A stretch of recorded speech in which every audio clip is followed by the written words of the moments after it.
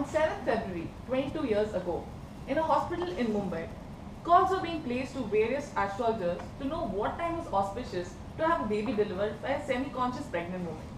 The first child of this woman was 4 years old and she was bewildered as to what all this commotion was about.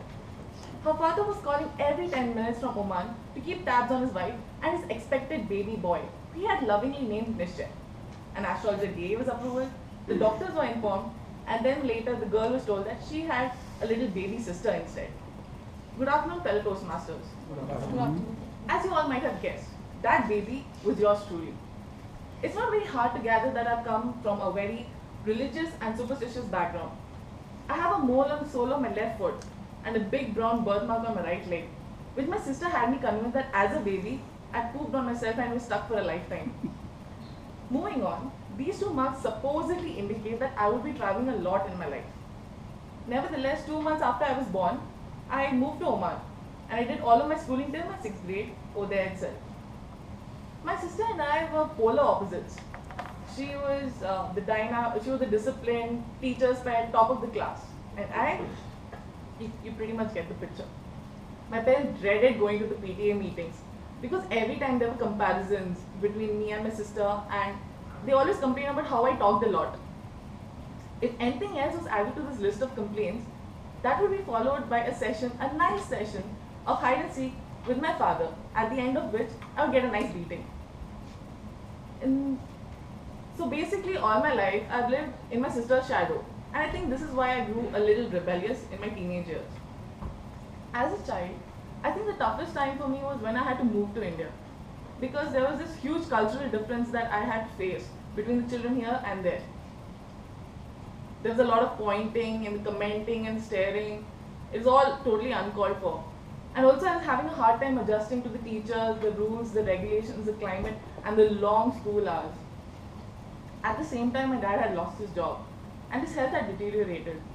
So I had to man up and accept the circumstances. So all I did was I adapted, I made friends, and things got better. My dad got better. And then he got a job in another part of Oman.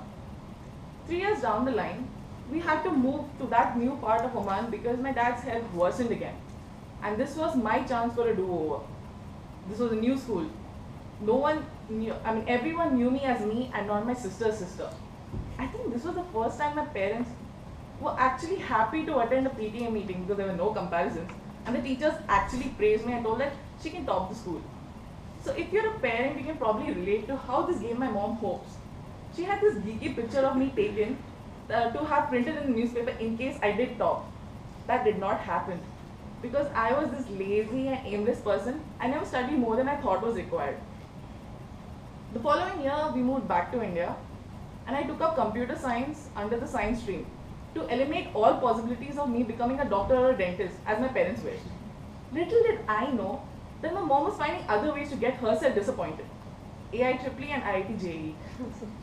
She put me in these after-school coaching classes, which I majorly bunked or slept through. I did horribly in the JEE, and unfortunately, I did okay enough in the AIEEE. I use the word unfortunately because this ensured a seat for me in NIT Karnataka, which is close to my home in Udupi. I had a dream of becoming a fashion designer, which my parents had dismissed as something undignified. So I somehow dodged this bullet, and I did okay in my CET. So I set this course into action of this one plan, which I had was to study in Bangalore and do a part-time course in fashion designing. But in the CET council, at the nth moment, my mom got really emotional and told me she wanted me close to home. And I got really weak and I said okay. And I agreed to join to a college, which I never thought I'd go to. It's MIT with an E. And the E was not for entertainment, trust me. All I can tell about my college life was that it was a big paradigm shifting experience for me.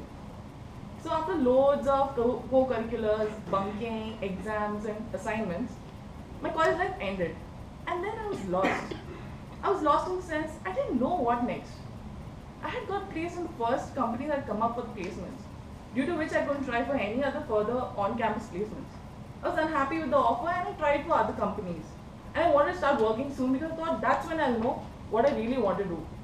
So I joined an Italian web marketing agency and worked as a web developer there for 6 months. And I got pretty good at it. But that's when it hit me that this is not what I wanted to do. So I quit. and then I started searching for jobs elsewhere. I took up the job here at Oxford because it wasn't all that technical.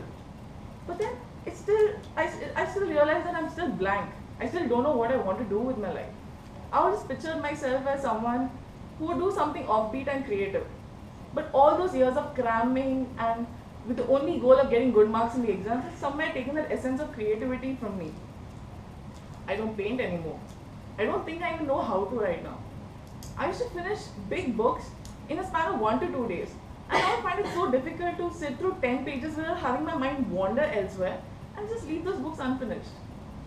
One day, I sat for a session of Toastmasters. And then I thought that maybe this is that chance to awaken, to rejuvenate that dormant side of me, which I hope is not lost. But then someone once told me that being lost isn't all that bad. After all, when Columbus was lost, he discovered America. My dear fellow Toastmasters, I've been a public speaker all my life, but this is undoubtedly the most difficult speech I've even had to write because I'm yet to find myself, yet to do what I love, yet to get my life into order. I hope to get a few things in my life on track through Toastmasters, and with this very speech, I hope to embark upon the journey of self-discovery. Over to you.